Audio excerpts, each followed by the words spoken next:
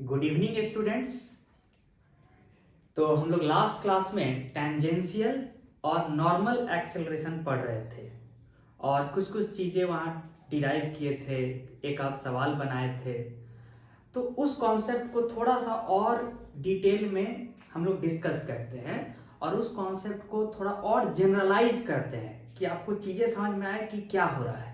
तो आज हमारा मेन कंसर्न जो है, पहला टॉपिक जो है वही है कि further discussion on tangential and normal acceleration and how to generalise that concept, और फिर उसके बाद हम लोग अगले टॉपिक पे बढ़ेंगे। ठीक है, जैसे देखिए हम लोग लास्ट क्लास में क्या पढ़े थे, ध्यान से सुनिएगा कि मान लीजिए कि ये वेलोसिटी वेक्टर है। एकदम शब्दों पे भी ध्यान दीजिएगा। फिजिक्स में सबसे इंपॉर्टेंट चीज जो है वो बच्चों को टीचर के शब्द पे ध्यान देना चाहिए कि वो क्या बोल रहे हैं। अगर शब्द सही से पकड़ लिए तो आप कॉन्सेप्ट पकड़ लिए। ठीक है, मान लीजिए कि एक वेलोसिटी वेक्टर दिया हुआ है किसी पार्टिकल का, तो ये वेक्टर किसी न किसी टाइम पे ही ना होगा। तो लेटर से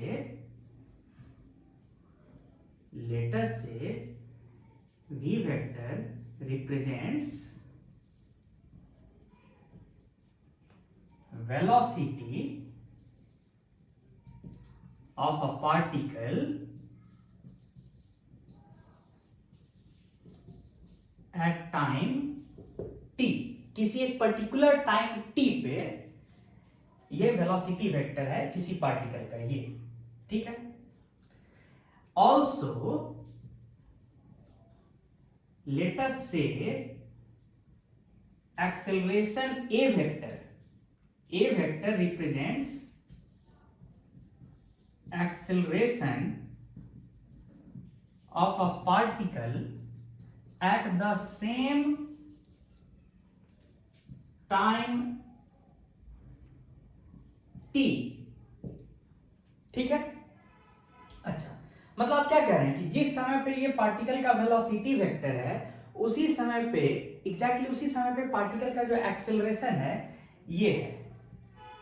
ठीक है, और हम क्या सिखाए थे कि अगर ये एक्सेलरेशन वेक्टर वेलोसिटी के परपेंडिकुलर है तो मुझे तो एक और चीज पता है ना कि एक्सेलरेशन होता क्या है, rate of change of velocity vector is acceleration. तो इस लिहाज से अगर हम टाइम t पे dt मोमेंट्स के लिए देखें कि क्या हो रहा है, ठीक है, हम क्या बोले कि अगर हम टाइम t पे exactly at the moment time t हम dt मोमेंट्स के लिए, dt सेकेंड्स के लिए हम ऑब्जर्व करें पार्टिकल के वेलोसिटी को, तो क्या होगा ये देखिए। तो rate of change of velocity vector with respect to time ये है। तो this implies that a small change in velocity vector at a particular time t is equal to acceleration vector a into dt। ये क्या represent करता है, ये क्या represent करता है, a small change in velocity vector at a time t, ठीक है, small change in velocity vector eight a particular time t during dt seconds. मतलब एक पर्टिकुलर टाइम t पे dt सेकेंड्स के दौरान इतने का वेलोसिटी में चेंज हुआ है ड्यूरिंग dt सेकेंड्स। ठीक है, और ये जो चेंज इन वेलोसिटी है वो कितना के बराबर है, तो टाइम t पे जो एक्सेलरेशन है पार्टिकल का उसको dt सेकेंड से मल्टीप्लाई कर दीजिए तो small change in velocity vector मिलेगा। ये कायदे से तो यही है, इसका मतलब इसको ऐसे लिख दीजिए, इट रिप्रेजेंट्स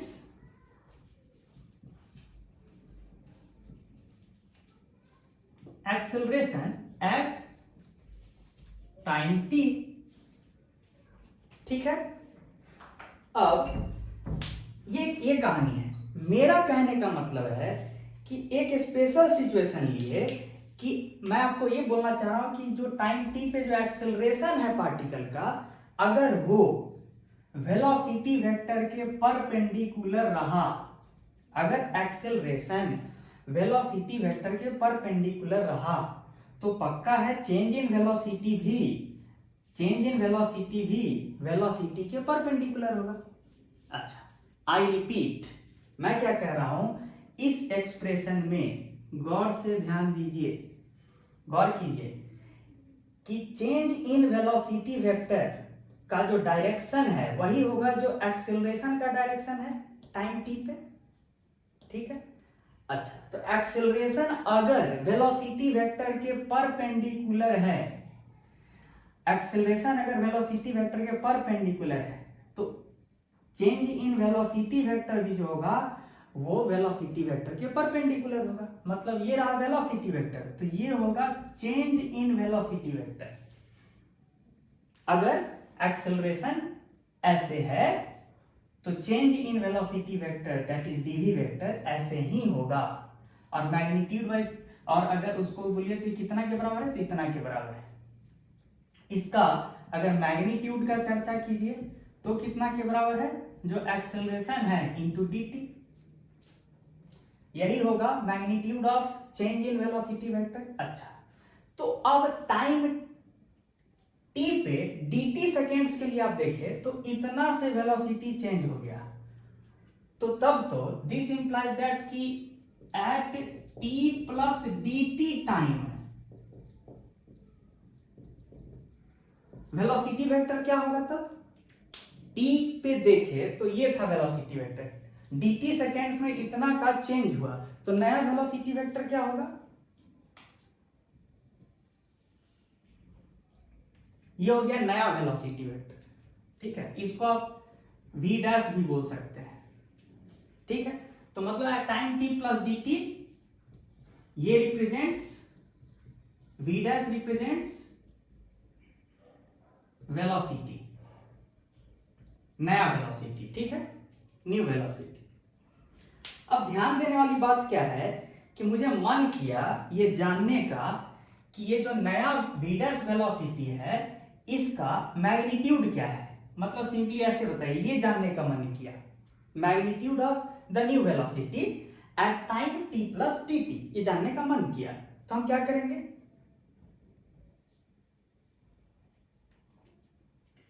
क्या करेंगे, ये जो वेलोसिटी था ओरिजिनल इसका मैग्नीट्यूड v है, और ये जो चेंज इन वेलोसिटी हुआ है उसका मैग्नीट्यूड a dt है, और दोनों, और ये 90 डिग्री है, तो नया जो v डैश वेलोसिटी है उसका मैग्नीट्यूड क्या होगा, ओरिजिनल का square plus change in velocity का स्क्वायर, दैट इज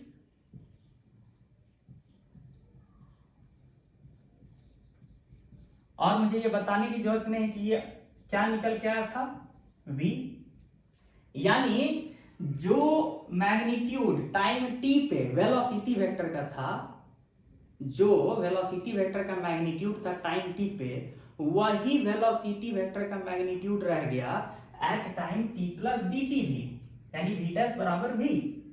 क्यों हुआ था ये सब एक्सप्लेन हुआ था लास्ट क्लास में। अच्छा, तो आप एक लाइन ये कह दिए ना, इस चीज को क्या मैं ये जनरलाइज कर सकता हूं कि ये तो ये वाला प्रॉपर्टी तो किसी भी वेक्टर के साथ हो सकता है, ये सिर्फ वेलोसिटी और एक्सेलरेशन के साथ ही थोड़े रिलेटेड है।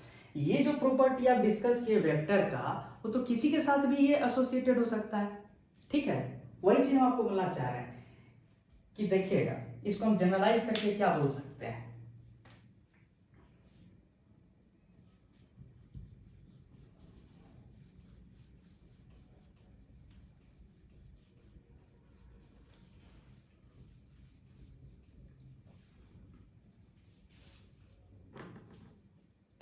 generalizing this concept।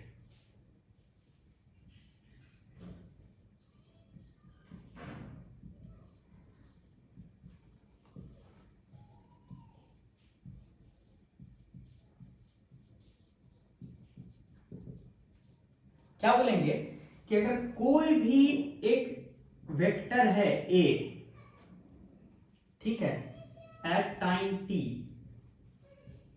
ठीक है, एक वेक्टर है और इस वेक्टर को बदलवाने वाला एजेंट या कॉज हम ऐसे बोलेंगे कि इफ द कॉज और agent which can change the vector, bracket में लिखिए which can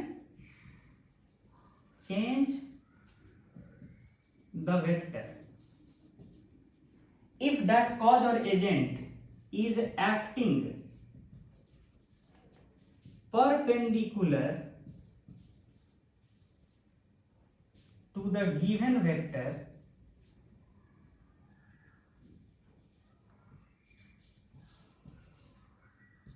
at time t,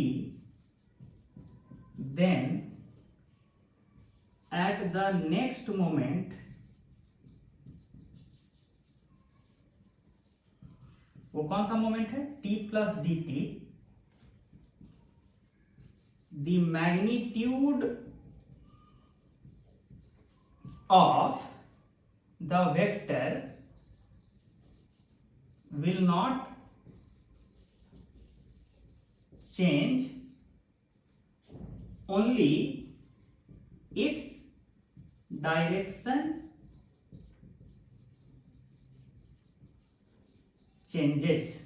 ठीक है, यानी मान लीजिए कि एक टाइम t पे वेक्टर ए है और इसको बदलने वाला एजेंट, जैसे कि यहाँ वेलोसिटी वेक्टर था, वेलोसिटी वेक्टर को बदलने वाला जो एजेंट होता है, जो कॉज होता है, कौन होता है, एक्सेलरेशन।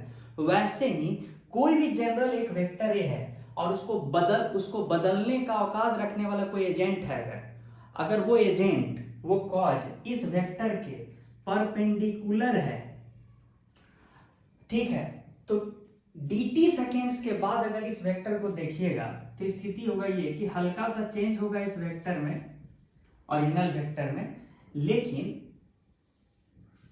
जो नया वेक्टर बनेगा वो पुराने की तुलना में लगेगा कि थोड़ा सा रोटेट कर गया है।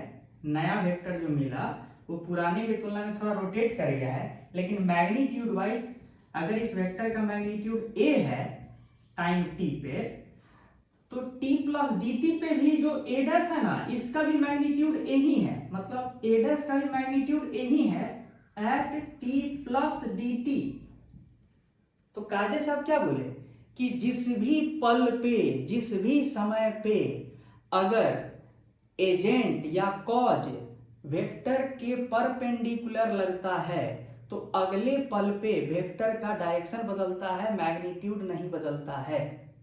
ठीक है, आई रिपीट कि किसी भी वेक्टर को बदलने का औकात रखने वाला एजेंट यदि वेक्टर के परपेंडिकुलर है किसी समय पे, तो अगले ही समय पे गिवन वेक्टर का डायरेक्शन बदलेगा, मैग्नीट्यूड नहीं। Very very important. ठीक है, अब हम इस चीज को और जनरलाइज करते हैं कि मान लीजिए कि एक ऐसा सिचुएशन डेवलप्ड है कि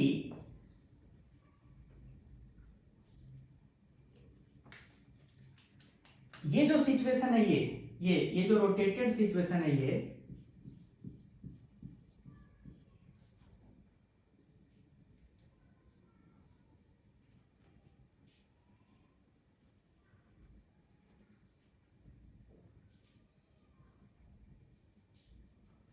ये जो रोटेटेड सिचुएशन है t प्लस डी टी पे, मैं कह रहा हूं कि अगर एक ऐसा सिचुएशन क्रिएट कर दीजिए कि हर पल ही वेक्टर को बदलने वाला एजेंट अगर हर पल ही उस वेक्टर के परपेंडिकुलर हो जाए। आई रिपीट कि एक ऐसा सिचुएशन अगर डेवलप हो जाए कि हर समय ही वेक्टर को बदलने वाला एजेंट वेक्टर के परपेंडिकुलर हो, तो ऐसे सिचुएशन में क्या होगा कि हर पल ही वेक्टर का सिर्फ डायरेक्शन बदलता रहेगा, मैग्नीट्यूड कभी नहीं बदलेगा। जैसे अभी वेक्टर ए था ओरिजिनल और इसको बदलने वाला एजेंट जो है टाइम टी पे वेक्टर ए के परपेंडिकुलर लग रहा था, एज अ रिजल्ट इतना का चेंज हुआ तो नया वेक्टर ग्रीन वेक्टर बना। मेरा कहना है कि अगर अब ये जो नया वेक्टर है इसके परपेंडिकुलर, फिर अब इसके परपेंडिकुलर अगर ए डैश को बदलने वाला एजेंट लगे, एजेंट ए डैश को बदलवाने वाला एजेंट यानी कॉज अगर ए डैश के फिर परपेंडिकुलर लगे तो फिर जो नया जो वेक्टर मिलेगा ये पुराने वेक्टर के मैग्नीट्यूड के बराबर होगा। फिर हम कह रहे हैं ये हो गया कब का, ये हो जाएगा t+2 dt का। हम कह रहे हैं फिर अगला dt सेकेंड्स के लिए इस a डैश डैश वेक्टर जो रेड वाला a डैश डैश बना है, अगर अगला फिर dt सेकेंड्स में इस a डैश डैश वेक्टर के परपेंडिकुलर लगा इसको बदलने वाला एजेंट, यानी कि अगर a डैश डैश अगर कोई वेक्टर है उसको बदलने वाला एजेंट यदि a डैश डैश के परपेंडिकुलर लगे तो फिर कहानी तो वही होगा, ऐसे कि कभी भी इस तरह से आप देखिए तो कभी भी वेक्टर का मैग्नीट्यूड नहीं बदलेगा, सिर्फ क्या बदल रहा है। लेकिन इसके लिए एक चीज होना है कि हर पल ही वेक्टर को बदलवाने वाला एजेंट, हर पल ही वेक्टर को बदलवाने वाला एजेंट गिवन समय पे जो वेक्टर है उसके क्या होना चाहिए, परपेंडिकुलर। तो जैसे गिवन समय मान लीजिए अभी ये है, जिस समय की आप बात कर रहे हैं वो है t+3 dt मान लीजिए, ये गिवन समय है। इस समय वेक्टर है a डैश डैश, तो इस गिवन समय पे अगर a डैश डैश को बदलवाने वाला एजेंट a डैश डैश के परपेंडिकुलर है तो पक्का अगला मोमेंट पे जो नया वेक्टर होगा उसका मैग्नीट्यूड पुराने a डैश डैश वेक्टर के बराबर होगा। मतलब ये राम कहानी ऐसा चलता रह जाएगा और ऐसे में क्या होगा कि वेक्टर जो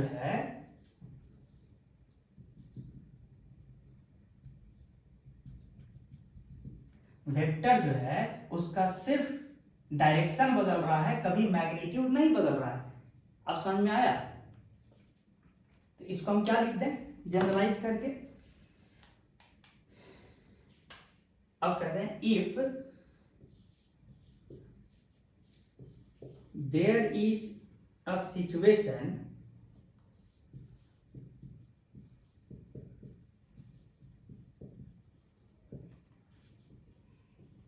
where at each and every moment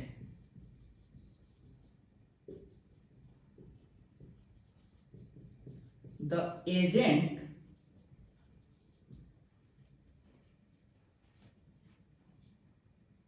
उसको ऐसे कहिए कॉजेटिव एजेंट, यानी बदलवाने वाला agent, the agent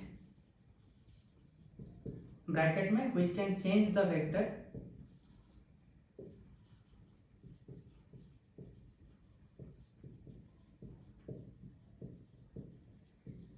if there is a situation where at each and every moment the agent is always perpendicular to the vector, लेकिन ऐसा होना चाहिए at each and every moment, then the vector will keep on changing direction but not magnitude। ठीक है, ये important है।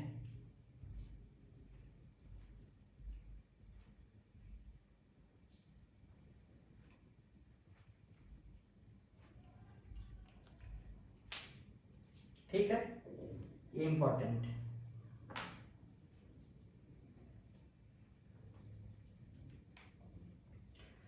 ठीक, अब अगला आपके मन में ये विचार आएगा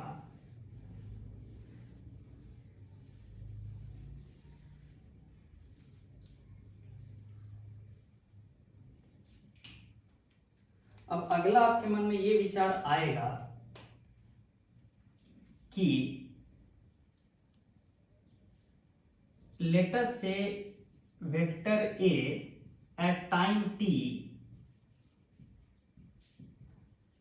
ये है और मैग्नीट्यूड है ये, ठीक है, और अगले ही मोमेंट पे नया वेक्टर ये बन गया a डैश। और ये बात कहने की जरूरत नहीं है कि अभी जो a को बदलने वाला एजेंट जो है टाइम t पे, उसको बदलने वाला एजेंट जो है a को, वो एजेंट a के परपेंडिकुलर है। ठीक है, अभी तो इसको मान लीजिए डी ए वेक्टर है, तो इससे कोई फर्क नहीं पड़ता। अभी आपको पता चल गया है कि जो नया वेक्टर है ए डैश, इसका भी मैग्नीट्यूड ए ही होगा। मेरा अगला कॉन्सेप्ट ये है कि मान लीजिए आपका वेक्टर एक छोटा एंगल डी थीटा से घूम गया है। D theta is the angle by which the vector has rotated in dt seconds।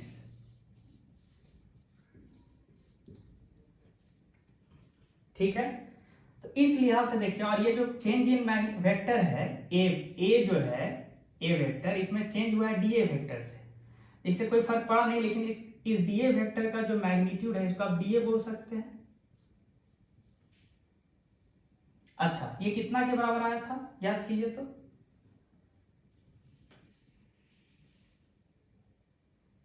याद है, लेटर से कि rate of change of x vector A को हम कुछ एक नया सिंबल से रिप्रेजेंट करें, वेक्टर बी से, लेटर से। तो ये जो डी ए वेक्टर है, ये एक्चुअल में क्या है, vector B into D T. तो मेरा कहना है कि फिर magnitude of D A vector क्या है, magnitude of D A vector क्या है, magnitude of vector B D T. मतलब magnitude of D A is B D T, ऐसे बोलिए। अच्छा, एक और चीज है कि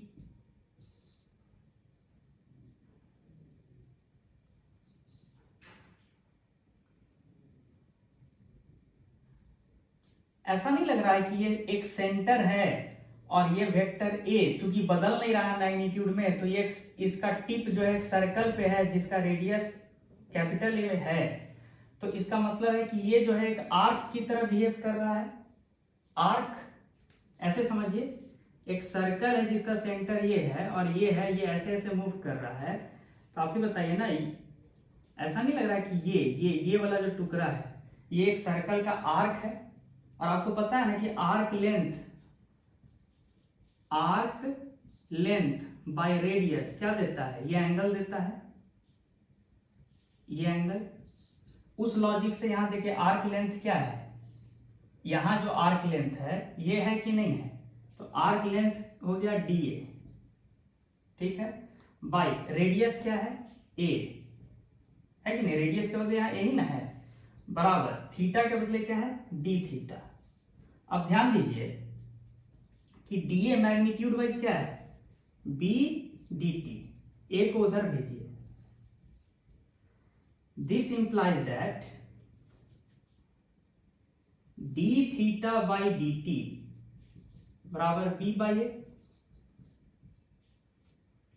बी क्या था, rate of change of vector, rate of change of vector A का मैग्नीट्यूड है ना बी, और डिवाइडेड बाय ए क्या है, ए तो है कि magnitude of vector eight time T.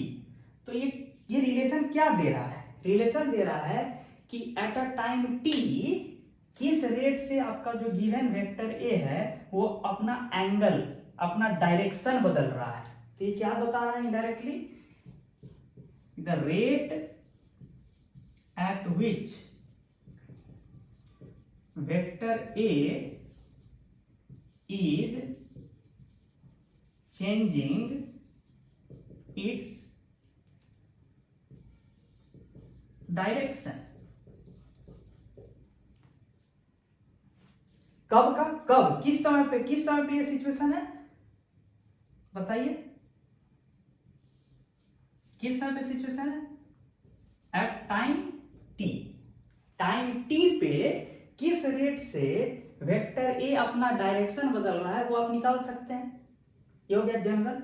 अच्छा, जैसे एग्जांपल के तौर पे अगर किसी टाइम टी पे वेलोसिटी वेक्टर ये है और उसका मैग्नीट्यूड v है, और मान लीजिए उसी समय एक्सेलरेशन जो है वो वेलोसिटी वेक्टर के परपेंडिकुलर है, तो चेंज यहां से देखिए आप क्या बोलना चाह रहे हैं कि dv by D T A है, तो चेंज इन वेलोसिटी वेक्टर कितना होगा a dt तो नया वेलोसिटी होगा जो जिसका मैग्नीट्यूड वही रहेगा। तो आप ये बता दिए कि किस रेट से ये वेलोसिटी वेक्टर अपना एंगल बदल रहा है एट अ टाइम टी, ये जानने का मन है। तो आप क्या कीजिएगा, वो लॉजिक लगाइए वाला कि D theta by D T बराबर क्या हो जाएगा, बी क्या था, rate of change of vector A का मैग्नीट्यूड है। तो rate of change of velocity vector का मैग्नीट्यूड क्या होगा, A divided by magnitude of vector velocity vector, तो क्या हो जाएगा ये। यानी अगर आपको मन करे कभी कि किस रेट से वेलोसिटी वेक्टर अपना डायरेक्शन बदल रहा है, तो आप सिंपली क्या कीजिए, उस एक्सेलरेशन को डिवाइड कर दीजिए वेलोसिटी के मैग्नीट्यूड से जो एक्सेलरेशन वेलोसिटी वेक्टर के परपेंडिकुलर है। यहां से क्लियर होना चाहिए। यहां पे ये कौन सा एक्सेलरेशन है, वो एक्सेलरेशन का मैग्नीट्यूड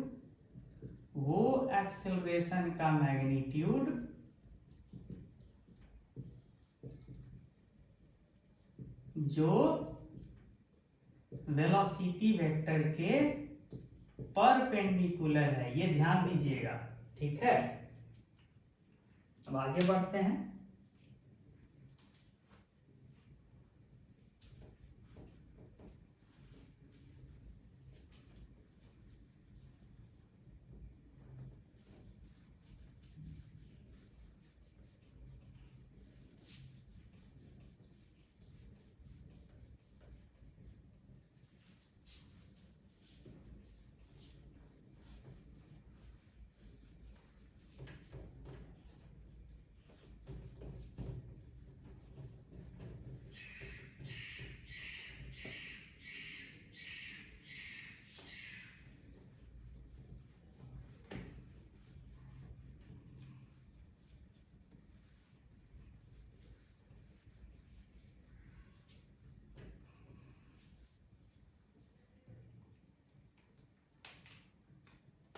अब जैसे देखिए सिमिलरली एक दूसरा पॉइंट, सेकेंड इंपॉर्टेंट पॉइंट ये डिस्कस करने जा रहे हैं, ठीक है।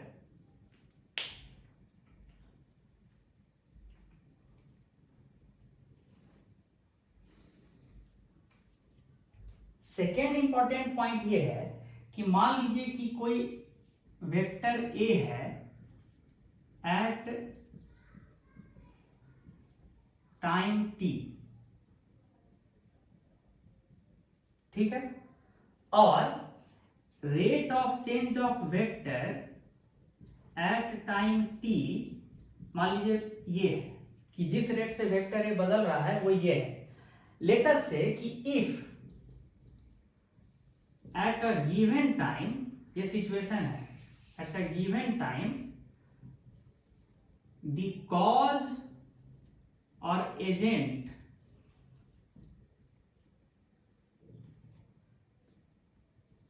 which can change the vector,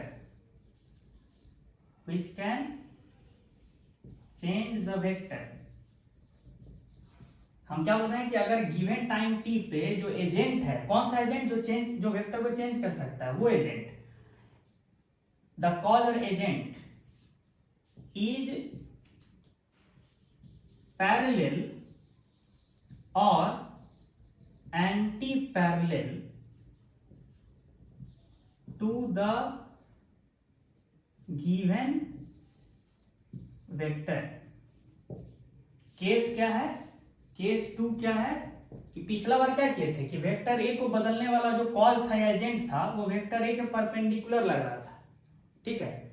अभी हम कह रहे हैं कि जो वेक्टर ए को बदलने वाला जो कॉज है अथवा जो एजेंट है, अगर वो that is this vector B, इस वेक्टर के अगर मान लीजिए पैरेलल है, तो तब तो this implies that d A vector that is change in vector A during dt seconds के दौरान कितना का चेंज हुआ एट टाइम t, ठीक है, वो कितना हो जाएगा। तो vector B into D t, भाई इस डी टी को उधर भेज दीजिए ना तो डी ए वेक्टर मिल जाएगा। अच्छा, मेरा कहना है कि ये जो चेंज इन वेक्टर ए हुआ है डी टी सेकेंड्स में, उसका डायरेक्शन क्या होगा, वही होगा जो वेक्टर बी का डायरेक्शन है। तो वेक्टर बी को तो आप बोले हैं, वेक्टर बी के बारे में तो आप कमेंट कर रहे हैं कि vector B is parallel to vector A. अगर वेक्टर ए के पैरेलल है वेक्टर बी तो चेंज इन वेक्टर ए भी, that is B D t भी, वेक्टर बी डी टी भी इधर ही ना होगा, ये क्वांटिटी इधर ही ना होगा अगर ये वेक्टर बी वेक्टर ए के पैरेलल है, अगर है ठीक है।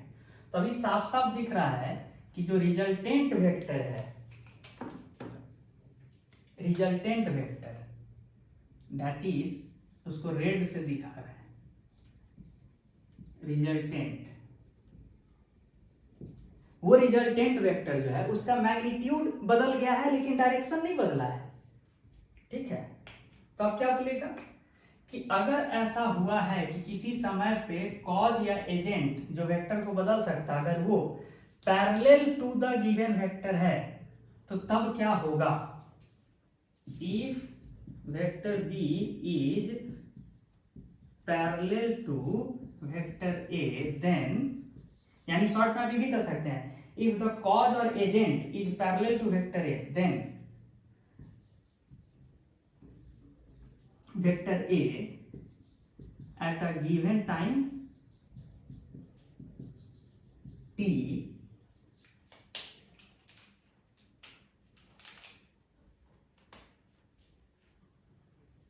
then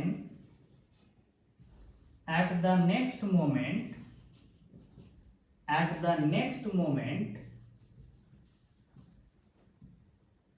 only magnitude of vector A changes and not its direction। ये ऊपर वाली इस डायग्राम से क्लियर भी है कि रेड वाला वेक्टर जो है वो रिजल्टेंट वेक्टर है, नया वेक्टर, किस समय पे, एट किस मोमेंट पे, t plus d T moment पे।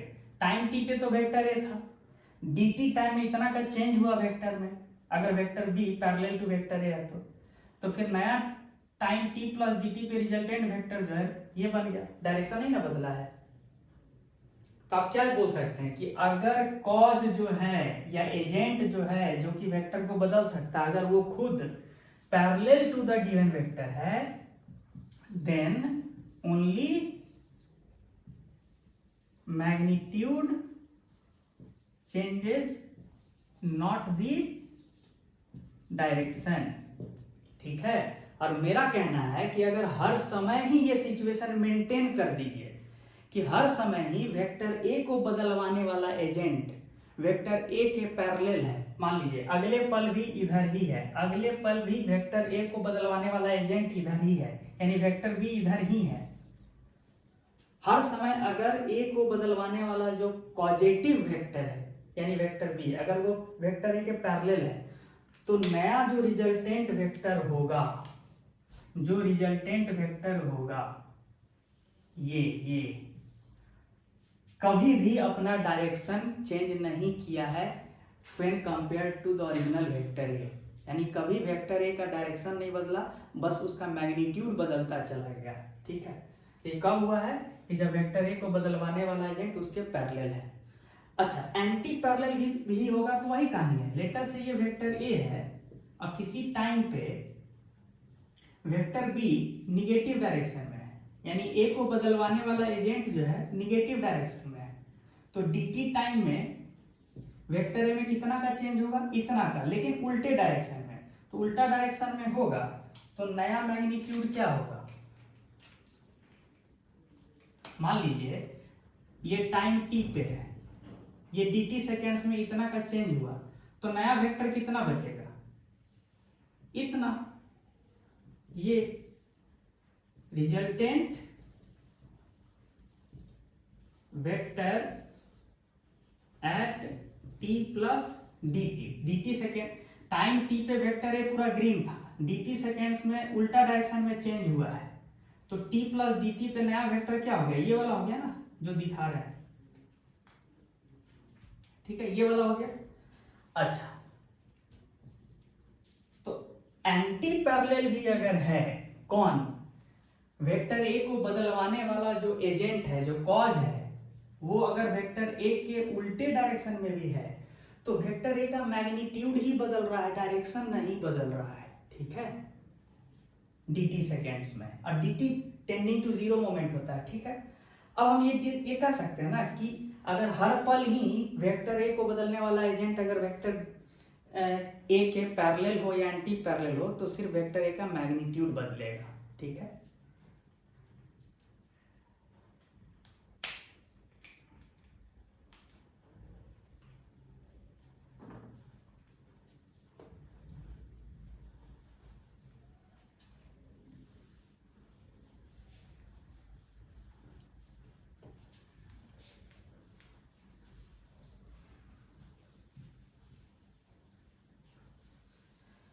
तो जो कॉन्सेप्ट अभी आप पढ़े हैं उसको अगर आप वेलोसिटी वेक्टर पे अप्लाई कीजिए, तो लेटेस्ट से कि टाइम t पे वेलोसिटी वेक्टर ये है, और उस समय जो एक्सेलरेशन वेक्टर है वो आगे ही है, तो dt सेकेंड्स में,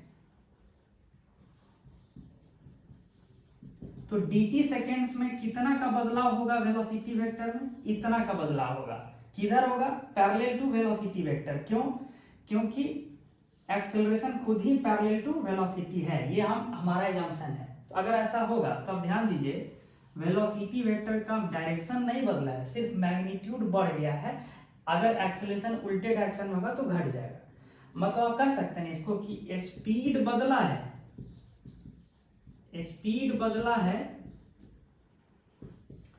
डायरेक्शन नहीं। कब, क्वेश्चन है कब, जब एक्सेलरेशन वेलोसिटी वेक्टर के पैरेलल या एंटी पैरेलल, पैरेलल या एंटी पैरेलल होगा। और अगर ऐसा सिचुएशन हमेशा मेंटेन रह गया तो हमेशा ही ये चलता रहेगा कहानी। अच्छा, अब इस वाले कॉन्सेप्ट को, कॉज इफेक्ट वाला जो ये सब जो कॉन्सेप्ट अभी पढ़े हैं, इसको आप देखिए सिर्फ वेलोसिटी और एक्सेलरेशन पे नहीं लागू कर सकते हैं, आप ऐसे समझ सकते हैं, देखिए उसको जनरलाइज कर सकते हैं।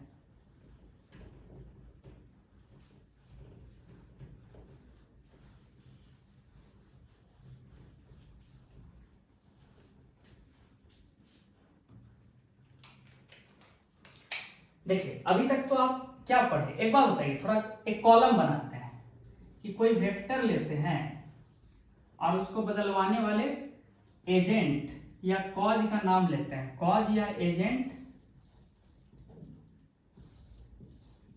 which can change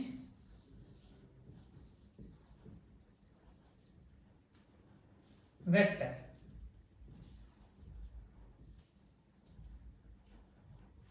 ठीक है।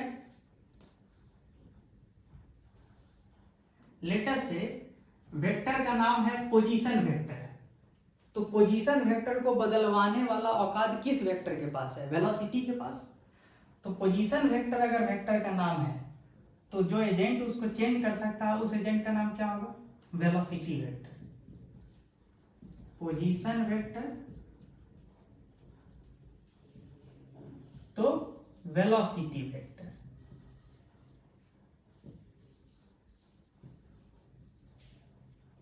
ठीक है।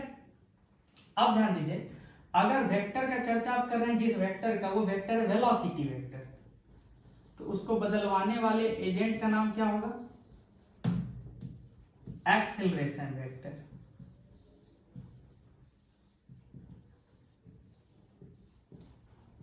ठीक है।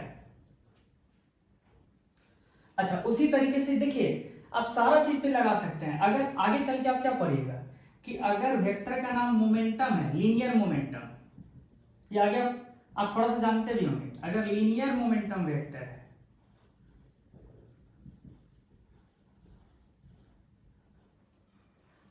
तो rate of change of linear momentum, यानी कि लीनियर मोमेंटम को बदलवाने वाले एजेंट का नाम क्या होता है? फोर्स होता है। याद है न्यूटन का सेकेंड लॉ, आगे चल के पढ़िएगा। तो क्या आप सीखे इस चीज से? क्या सीखे कि जिस स्टूडेंट का वेक्टर का कॉन्सेप्ट अगर स्ट्रांग है, उसका एक तरह से देखिए ना, पोजीशन, वेलोसिटी, मोमेंटम, ये सारा कॉन्सेप्ट अपने आप ही उसको क्लियर है एक्चुअल में। मतलब उसका मैकेनिक्स का बहुत बड़ा हिस्सा इनडायरेक्टली उसके कब्जे में है।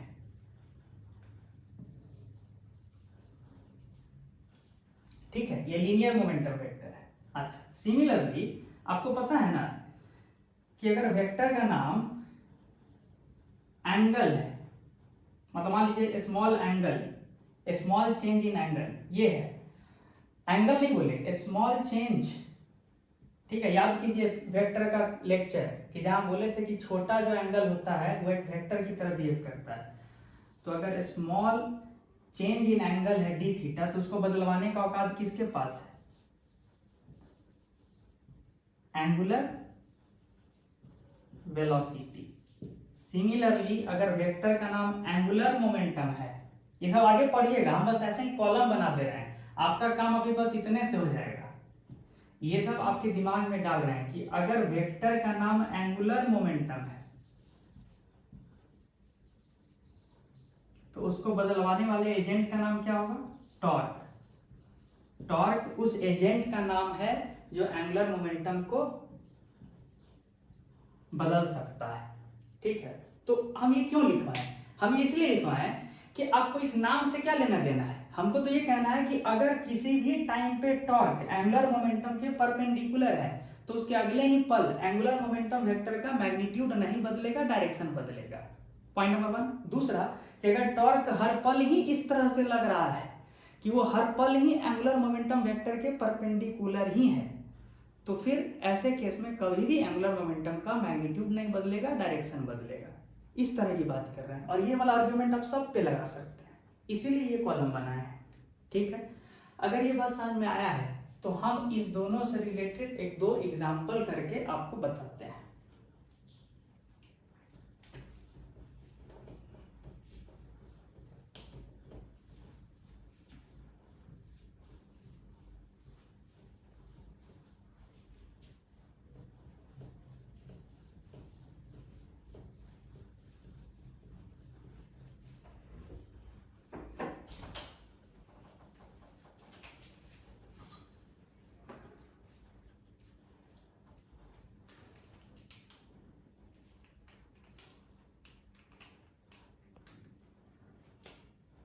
जैसे एक एग्जांपल लेते हैं, लेट अस से कि एक क्वेश्चन है,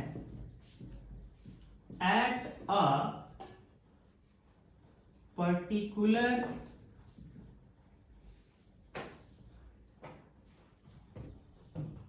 टाइम टी, किसी पर्टिकुलर टाइम टी पे position vector of the particle जो है 3i प्लस 4j है। एक दिया हुआ है, किसी समय पे एक पार्टिकल का पोजीशन वेक्टर ये है। ठीक है, लेटर से कुछ ऐसा है, और उसी समय पे पार्टिकल का वेलोसिटी वेक्टर, ठीक है, 6i प्लस 8j है।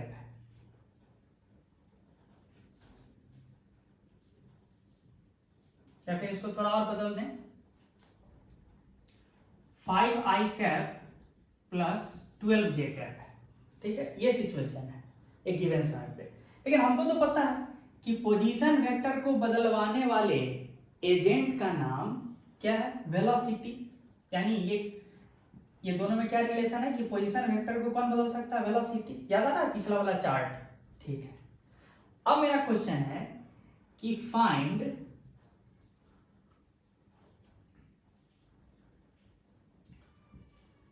the rate of change of magnitude of position vector, find the rate of change of magnitude of position vector at the given time t। और दूसरा क्वेश्चन है कि find the rate of change of direction और angle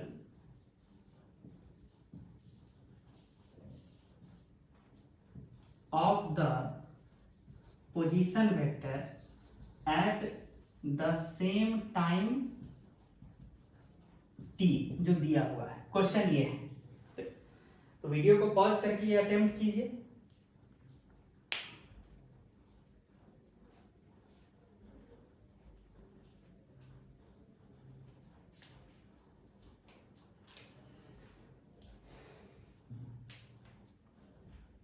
ठीक है, तो अब इस क्वेश्चन को सॉल्व करते हैं।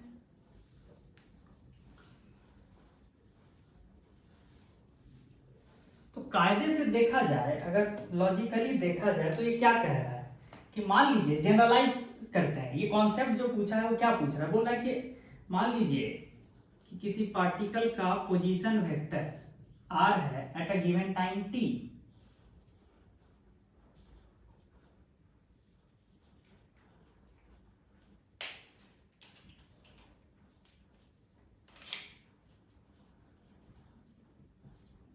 ठीक है, और टाइम t पे ही मान लीजिए पार्टिकल का वेलोसिटी वेक्टर ऐसा है, कुछ ऐसा है, जनरलाइज बता रहा है, सिखा रहे हैं कि मान लीजिए किसी समय पे पार्टिकल का पोजीशन वेक्टर ऐसा है और उसी समय पार्टिकल का वेलोसिटी वेक्टर ऐसा है। तो वेलोसिटी क्या होता है कि किस रेट से पोजीशन वेक्टर चेंज हो रहा है। तो इस वेलोसिटी वेक्टर को हम दो कंपोनेंट में रिजॉल्व कर सकते हैं ना, एक पैरेलल टू पोजीशन वेक्टर और एक perpendicular to position vector. I can resolve the velocity vector in two different components. अब साफ साफ दिख रहा है कि जो velocity vector parallel to position vector है उसको ऐसे बोल दिए सिंबॉलिकली। मान लीजिए ये अगर एंगल थीटा है तो, और ये पूरा वेलोसिटी का मैग्नीट्यूड v है, तो ये v पैरेलल क्या हो जाएगा, ये वाला कंपोनेंट क्या हो जाएगा, v का cos थीटा। सिमिलरली जो वेलोसिटी का component perpendicular to position vector है वो क्या हो जाएगा, v का sin theta.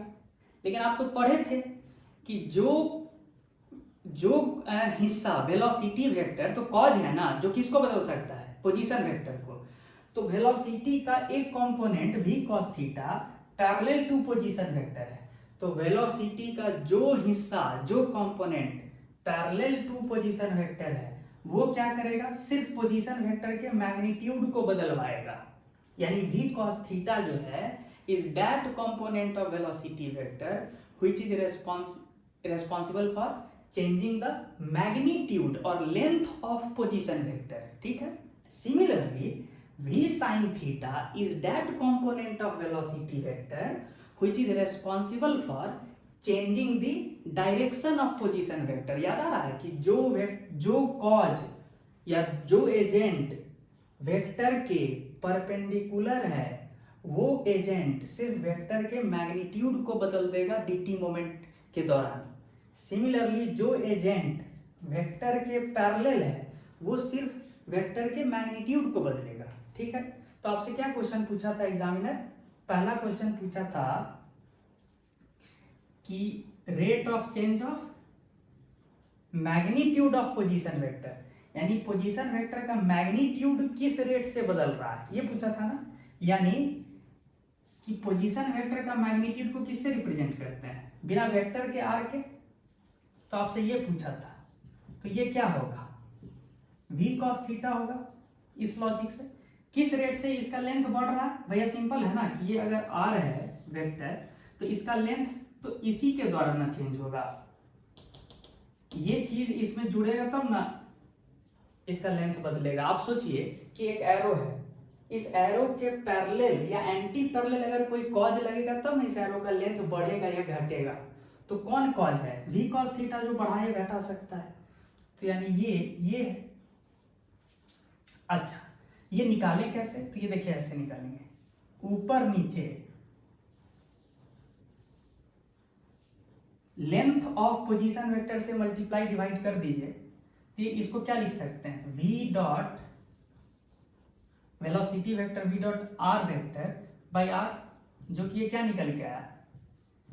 Velocity vector dot r cap.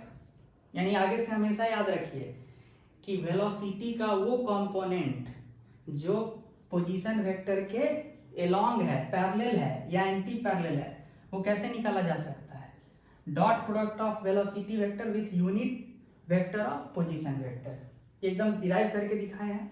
अच्छा, तो ये यहां लगा दीजिए। तो यानी आंसर क्या होगा? किस रेट से लेंथ ऑफ पोजीशन वेक्टर बदल रहा है, यानी कि किस रेट से पार्टिकल की दूरी ओरिजिन से बढ़ रहा है या घट रहा है। ये भी बोल सकते हैं भाई, पार्टिकल की दूरी ओरिजिन से जो होगा वही ना लेंथ ऑफ पोजीशन वेक्टर है। तो इसको ऐसे भी लिख सकते हैं कि किस रेट से पार्टिकल की दूरी ओरिजिन से बढ़ रहा है अथवा घट रहा है। इनडायरेक्टली तो आप फिजिकल सेंस में देखिए तो आप यही बोलना चाह रहे हैं। तो कैसे निकालें?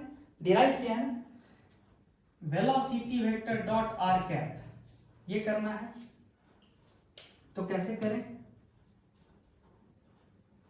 कैसे निकालें?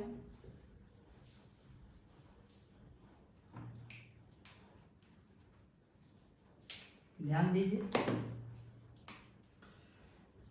v 5i cap plus 12j cap dot r cap 3i cap plus 4j cap divided bye 5। Divided 5 क्यों? आर कैप चाहिए, जबकि यहाँ पे पूरा वेक्टर आर है। तो 3i cap plus 4j cap divided by magnitude of vector R, position vector R. तो कितना होगा मैग्नीट्यूड? 5 ही ना है। अब डॉट लीजिए, तो 5 तिहाई 15 प्लस 48 बाई 5, यानी कितना होगा? 63 बाई 5। इतना मीटर पर सेकेंड से पार्टिकल की दूरी ओरिजिन से बदल रहा है। क्योंकि आंसर आपका पॉजिटिव में आया है, इसका मतलब पार्टिकल की दूरी ओरिजिन से बढ़ रहा है। किस रेट से बढ़ रहा है? 63/5 मीटर पर सेकेंड से पार्टिकल ओरिजिन से दूर जा रहा है। किस रेट से? ये इसी को आप मैथमेटिकली क्या बोलिएगा कि पोजीशन वेक्टर की लंबाई यानी लेंथ या मैग्नीट्यूड किस रेट से चेंज हो रहा है? तो इतने से। कॉन्सेप्चुअली समझिए। मेरा अगला काम है कि किस रेट से पोजीशन वेक्टर डायरेक्शन बदल रहा है। तो कौन ही जिम्मेदार है पोजीशन वेक्टर के डायरेक्शन को बदलवाने के लिए? वो कॉज या वो इफेक्ट जो पोजीशन वेक्टर के परपेंडिकुलर लग रहा है। तो पोजीशन वेक्टर के परपेंडिकुलर लगने वाला जो कॉज या इफेक्ट है, यानी जो वेलोसिटी है, वो कौन है? v साइन थीटा है। पूरा पूरा v वेक्टर थोड़े है, v का साइन थीटा, मतलब वो वेलोसिटी का कंपोनेंट जो पोजीशन वेक्टर के परपेंडिकुलर है। ठीक है, तो हमको v साइन थीटा चाहिए। ठीक है, इसको निकालने का तरीका देखिए, ये तो हो गया।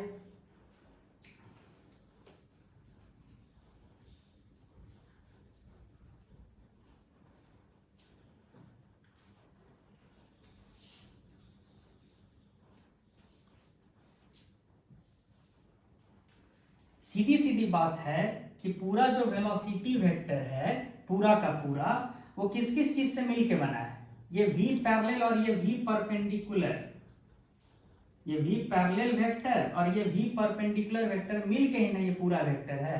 तो ऐसे लिख सकते हैं।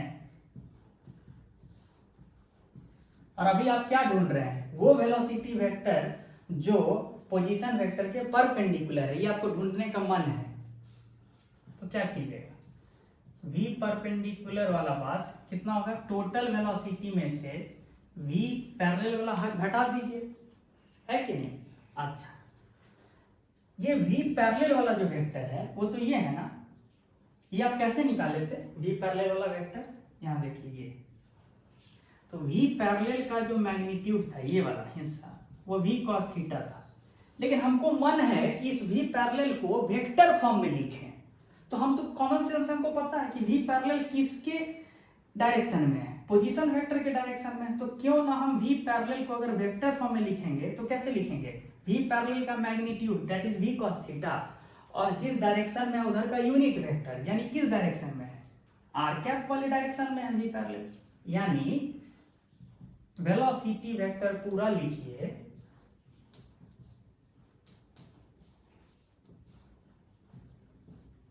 माइनस v पैरेलल, यानी कौन सा हिस्सा, v cos थीटा तो ये था, यानी कौन सा चीज v डॉट r कैप, ये हो गया v cos थीटा, और साथ में क्या लगाना होगा r कैप, तो ये चीज क्या आया था v डॉट r कैप, तो आप भैया निकाले थे ना, कितना आया था 63/5, ऐसे देखिए 5i cap plus 12j cap minus 63/5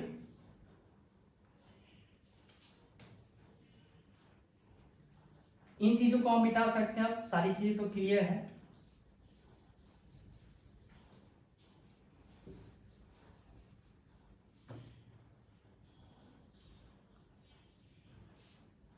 देखिए this implies that v perpendicular और 5i cap plus 12j cap minus 63/5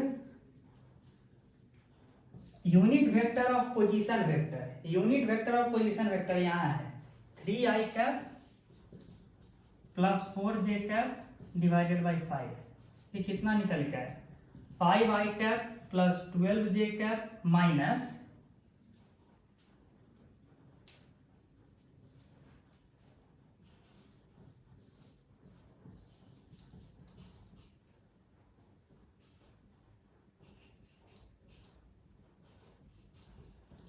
ये कितना हो गया 125 माइनस 189 आई कैप बाई 25, और ये हो गया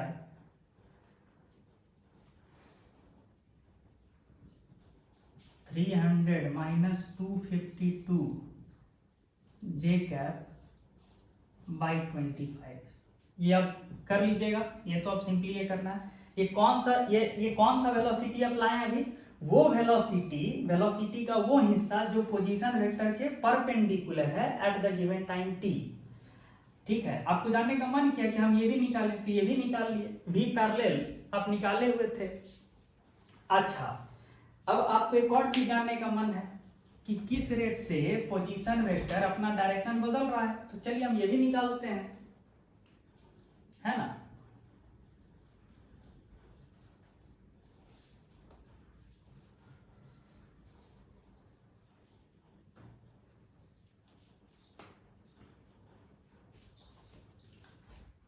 अगर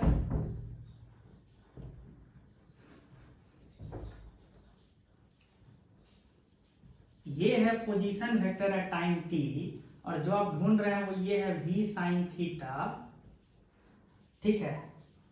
याद है कुछ, v साइन थीटा क्या करवाता है, एंगल बदलवाता है। अगर पोजीशन वेक्टर का मैग्नीट्यूड r है तो v साइन थीटा, याद कीजिए, तो हम डिराइव करवाए हुए हैं, v साइन थीटा वो कॉज है जो r को बदलवा रहा है, r का डायरेक्शन बदलवा रहा है। तो याद कीजिए, तो उस सर्कल वाला मेथड बताए थे कि ये ऐसा नहीं लग रहा कि ये सेंटर है, और अगर सिर्फ v साइन थीटा रहा होता तो पोजीशन वेक्टर का मैग्नीट्यूड बदला होता, तो उसका टेक्निक सिखाए थे ना।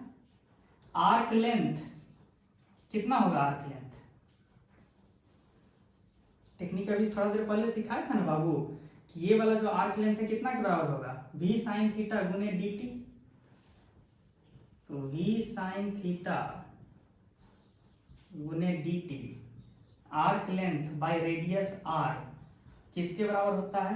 Length by radius, arc length by radius angle देता है।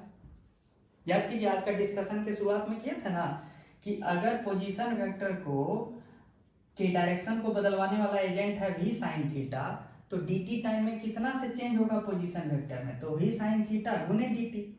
तो वही लिखे हैं कि जो कॉज रेस्पॉन्सिबल है पोजीशन वेक्टर के डायरेक्शन को बदलवाने के लिए वो डिवाइडेड बाय पोजीशन वेक्टर का मैग्नीट्यूड बराबर चेंज इन एंगल। ये वाला टेक्निकल डिफाइन किए थे, डेवलप किए थे भैया, याद है ना? ये रहा पोजीशन वेक्टर, इसको बदलवाने वाला अगर एजेंट इसके डायरेक्शन को बदलवाने वाला एजेंट अगर वेक्टर b है तो dt टाइम में कितना से चेंज हुआ था वेक्टर में? b dt। फिर अल्टीमेटली जो नया वेक्टर आया था a डैश, उसका मैग्नीट्यूड भी, मैग्नीट्यूड क्या रह गया था? a पुराना वाला। अच्छा ये था d थीटा, तो याद कीजिए ना इसका मैग्नीट्यूड है b dt। तो b dt आर्क लेंथ, एक ऐसे सर्कल का जिसका रेडियस a है, arc length by radius geometry से चल रहा है बराबर एंगल। तो वही चीज यहां लिखे हैं, आर्क लेंथ क्या होगा यहाँ? v sin theta into D T by magnitude of vector a क्या होगा यहाँ? लेंथ ऑफ पोजीशन वेक्टर बराबर d थीटा। तो इस हिसाब से d theta by D T क्या होगा? v sin theta by r। r है लेंथ ऑफ पोजीशन वेक्टर, कितना होगा लेंथ ऑफ पोजीशन वेक्टर? 5, तो यहाँ रख दीजिए 5। और v sin थीटा चाहिए, यानी ये जो v परपेंडिकुलर था ना उसका मैग्नीट्यूड चाहिए। तो v परपेंडिकुलर आप निकाले हुए हैं जो भी, उसका मैग्नीट्यूड यहाँ पे रख दीजिए। यहाँ सिंपली बोलिए ना magnitude of v perpendicular vector by 5, ये आपको इतना रेडियन पर सेकेंड से आपका पोजीशन वेक्टर घूमता हुआ दिखाई देगा और साथ में 63/5 मीटर पर सेकेंड से लेंथ भी बढ़ता हुआ दिखाई देगा। मतलब एक्चुअल सिचुएशन क्या होगा? एक्चुअल ये होगा कि पोजीशन वेक्टर आपका डायरेक्शन भी बदल रहा है, मतलब अभी आर वेक्टर है तो आगे चल के ऐसा कुछ होगा, लेकिन साथ में मैग्नीट्यूड भी बदल रहा है 63/5 मीटर पर सेकेंड से। तो मतलब इतना से डायरेक्शन बदला और साथ में थोड़ा मैग्नीट्यूड भी बदला। मतलब सिचुएशन ये है कि नया केस जो होगा, नया सिचुएशन जो होगा आफ्टर dt सेकेंड्स, वो कुछ ऐसा होगा, ऐसा डायरेक्शन भी बदला थोड़ा मैग्नीट्यूड भी बदला। अब आपको समझ में आ रहा होगा। अब होना भी था ना, याद कीजिए तो वेलोसिटी वेक्टर कैसा था, याद है? तो ऑफ कोर्स पोजीशन वेक्टर का टिप फिर फाइनली कहां जाएगा? ऐसे ही।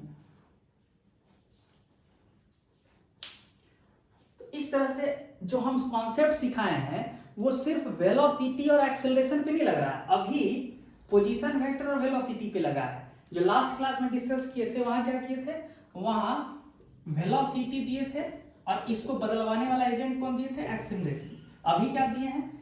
पोजीशन वेक्टर दिए हैं और उसको बदलवाने वाला एजेंट कौन है? वेलोसिटी। तो देख रहे हैं ना, ये पेयरिंग देख रहे हैं, ऐसा लग रहा है कि पोजीशन वेक्टर को बदलवाने वाला जो एजेंट है वेलोसिटी, इसके साथ इसका एक ऐसा नाता है जो दिख रहा है। वैसे ही यहां तो आप कर सकते हैं।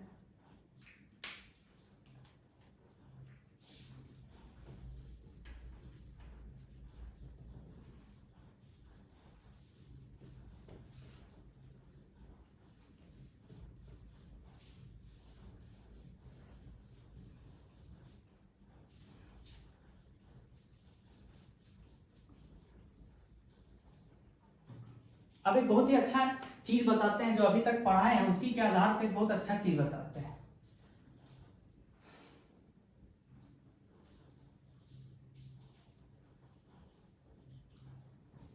कि मान लीजिए एक पार्टिकल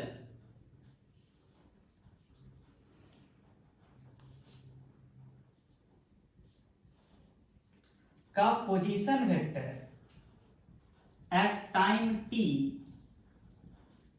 ऐसा है, और अगर टाइम t पे पार्टिकल का वेलोसिटी पोजीशन वेक्टर के परपेंडिकुलर है, तो कितना का चेंज करवा देगा dt सेकेंड्स में, ये वेलोसिटी वेक्टर कितना का चेंज करवाएगा पोजीशन वेक्टर के पोजीशन वेक्टर में, तो v dt, नया पोजीशन वेक्टर ये बना। अगर मैं ऐसा कर दूं कि फिर अगले टाइम पे भी यहां पे भी वेलोसिटी, नया वेलोसिटी इस नए पोजीशन वेक्टर के परपेंडिकुलर लगे अगले dt सेकेंड्स के लिए, तो फिर अगला पोजीशन वेक्टर क्या बनेगा, ये। और अभी तक कोई डायरेक्शन नहीं मतलब कोई मैग्नीट्यूड नहीं बदला है, जो ओरिजिनल पोजीशन वेक्टर था उसका मैग्नीट्यूड नहीं बदला है। क्यों? क्योंकि आप हर पल ही वेलोसिटी को ऐसा रख रहे हैं कि जो उस पल के पोजीशन वेक्टर के परपेंडिकुलर है। यानी मान लीजिए फिर अगला पल 90 डिग्री कर दिए, वेलोसिटी जो है अभी के पोजीशन वेक्टर के परपेंडिकुलर है, मतलब हर पल ही पोजीशन वेक्टर वेलोसिटी दोनों एक दूसरे के परपेंडिकुलर है हर पल। तो फिर तो इस हिसाब से क्या दिख रहा है कि पोजीशन वेक्टर लग रहा है मानो एक सर्कल के टिप पे है,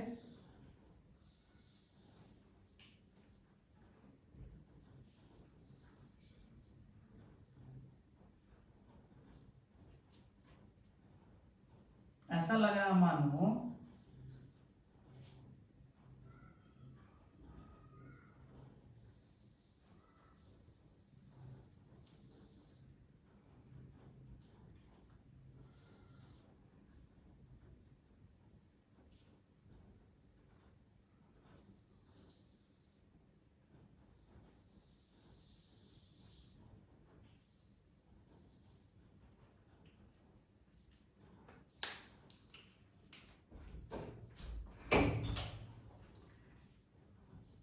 कि जो पार्टिकल का जो पोजीशन है ये हर समय पे ये ऐसा लग रहा है हमेशा पार्टिकल किस चीज पे लोकेटेड है, एक सर्कल पे। कब ऐसा होगा कि if position vector is always perpendicular to velocity vector, अगर ऐसा हो जाए तो पार्टिकल ऑलवेज किस पे मूव कर रहा है, सर्कल पे, है ना। बड़ा फैसिनेटिंग चीज है कि इसका मतलब क्या हुआ कि सर्कल पे जो भी पार्टिकल मूव करता है उसका हर समय ही वेलोसिटी वेक्टर और पोजीशन वेक्टर के बीच का एंगल क्या होना चाहिए, 90 डिग्री। ये चीज रिवर्स कंक्लूजन किए कि नहीं आप? इसीलिए अब हमारा जो अगला जो टॉपिक होने जा रहा है, ठीक है, अगला टॉपिक वो है सर्कुलर मोशन।